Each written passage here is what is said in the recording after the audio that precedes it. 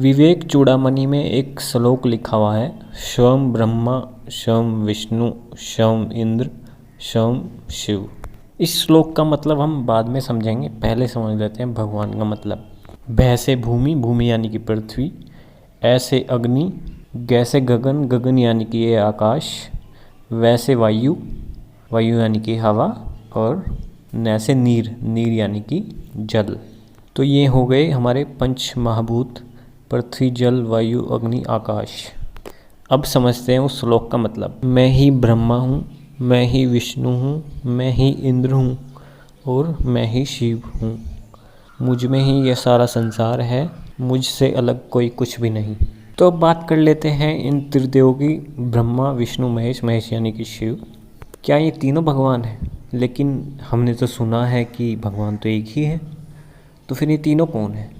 इन तीनों को भगवान क्यों कहा जाता है? क्या इसके पीछे कोई लॉजिक है या बस ऐसे ही है? उस लॉजिक को समझने से पहले ये प्रयास करते हैं कि क्या भगवान एक ही है। अब भगवान एक ही है, इसको थ्योरी में समझाना तो कठिन है या इम्पॉसिबल ही है, मेरे बस की बात तो नहीं है।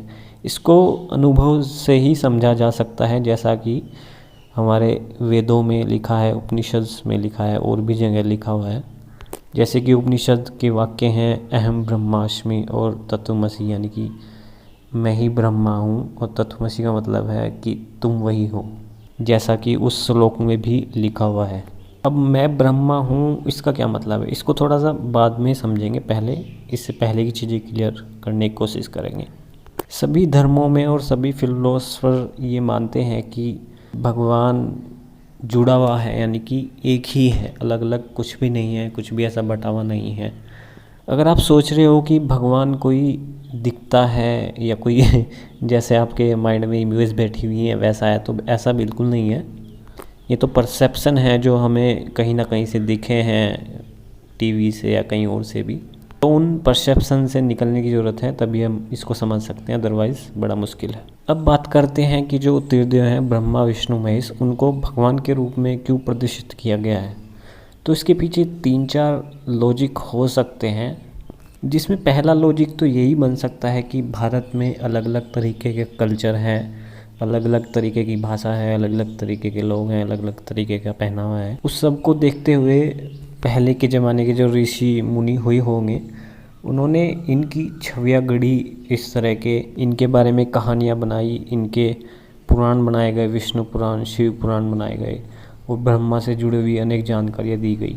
उसका रीज़न यही रहा होगा कि जो अलग अलग तरीके के लोग हैं वो अपनी पसंद के हिसाब से अपना भगवान पसंद करें और भक्ति से उनको जाने कि भगवान क्या है, क्या वो ऐसे ही हैं या कैसे हैं। दूसरा कारण ये हो सकता है कि ये लोग पुराने समय के बड़े ऋषि मुनि में से एक रहे होंगे, तो फिर बाद में इनके शिष्यों ने इनको भगवान के रूप में घोषित किया, इनके पुराण लिखे गए और इनके तरह तरह की चीज़ें लिखी गई, फिर इनसे जुड़े हुए त्यौहार बनाए गए, फेस्टिवल्स बनाए गए।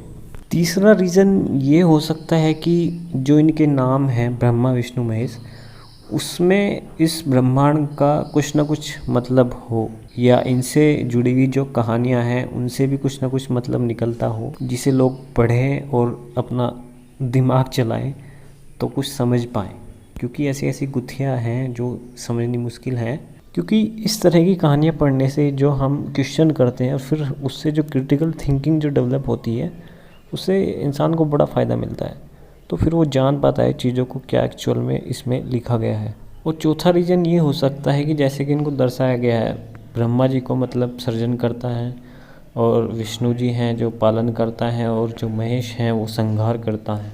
इसको हम अपने जीवन पर भी देखते हैं। पहला हमारा जन्म होता है, फिर जीवन काल होता है, फिर हमारी मृत्यु हो जाती है। जैसे कि हम ब्रह्मांड के परिदृश्य में भी देखें तो एक तारा है, उसका जन्म होता है, फिर उसका विकास होता है, फिर वो मर जाता है।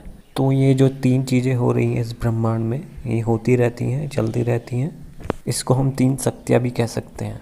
क्या ये जो 3 शक्तियाँ इस ब्रह्मांड में काम कर रही हैं, ये अलग अलग हैं या एक ही शक्ति के अलग अलग रूप हैं, उसके गुण हैं?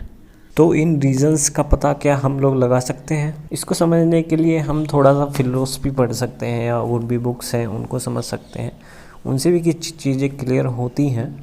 तो इन चारों लॉजिक में से आपको कौन सा लॉजिक बेहतर लगा बताइएगा ज़रूर।